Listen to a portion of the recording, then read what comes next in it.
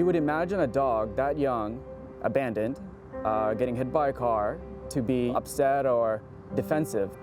But even the first time I went to the animal shelter, he wasn't. He just looked up with his big blue eyes, and the first thing he does is lick you. Neo was literally a rescue dog. My dad had found him on the side of a road, very badly injured from a hit and run. Dad took him down to a shelter to see if he could get some care. Unfortunately, the shelter, they couldn't actually help the dog because he wasn't our dog. So a few days later, when the dog was actually open for adoption, we drove by, and that's where I saw him for the first time. He had these big, blue, piercing eyes. I told him that now you're part of our family, and you'll never, ever be alone again. When the vet took a look at Neo's condition, his first response was amputate this dog's leg. We were pretty taken aback. In people, obviously, it's a really, really severe decision to decide to amputate, but the veterinarian told us that it was actually pretty common in dogs. But my dad was the last person who saw Neo run right on that freeway before he got hit by the car. And we were all determined to see Neo run again on 4 legs. So we told the vet that we did not want to do an amputation. So the doctor operated on Neo, put in an implant, and told us, go ahead and take him home. My family actually retrofitted our laundry room with pads and made it as comfortable for him as possible. What we realized was Neo was definitely a pack animal. He did not like being left alone. When he did cry, it was, I don't even think as much as it was about the pain. It was a lot more, I think, about being alone. The only way we could keep him from crying and howling and waking up the neighbors was my brother and I would take turns sleeping in the laundry room. I remember days we would walk out covered in fur. We all looked like brothers, dog brothers. But really, that was a time when we really bonded. We took Neo back to the clinic for a checkup. The doctor took an x-ray, and he came back with some pretty difficult news. We found out that his bones were not healing properly. So at that point, the veterinarian brought up amputation once again, and we were really beside ourselves trying to figure out how we could save Neo's leg. So that's when we went in for a second surgery.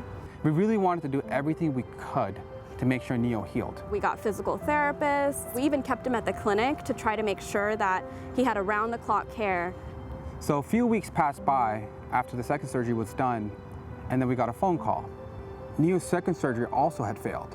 The doctor said that what you're asking for is really a very complicated surgery that only a few certified surgeons can perform. It was at that time that we actually met Dr. B, a really notable specialist, one of those surgeons that gets called in when other surgeries fail. We started asking him, well, is there anything else we can do besides the surgery to help Neo? What Neo needed was something that would help to stimulate his healthy bone turnover, because that's what he was having a problem with. And interestingly enough, my dad is a scientist and had actually developed a complex made out of milk protein that helped with bone density in people. What he thought was, if it helps with positive bone effects on people, why not try to re-engineer that and see if it'll help Neo? We added that nutritional mix to his food every single day. After the third surgery, Dr. B called us in and he said, what exactly was in that product that you gave Neo? Your dog is actually outside in the back running around right now. That was the first time we saw Neo running around. It's really kind of crazy because it turned out that the one person who found Neo actually was the one person who could save him. If you see Neo today, you'll see why he needed to have all his legs. Neo is such a bundle of energy. He loves to run. He needs daily walks. And when he meets you, he's going to jump on you and he's going to kiss you. Finally, they gave him back to us, to our family, to take home.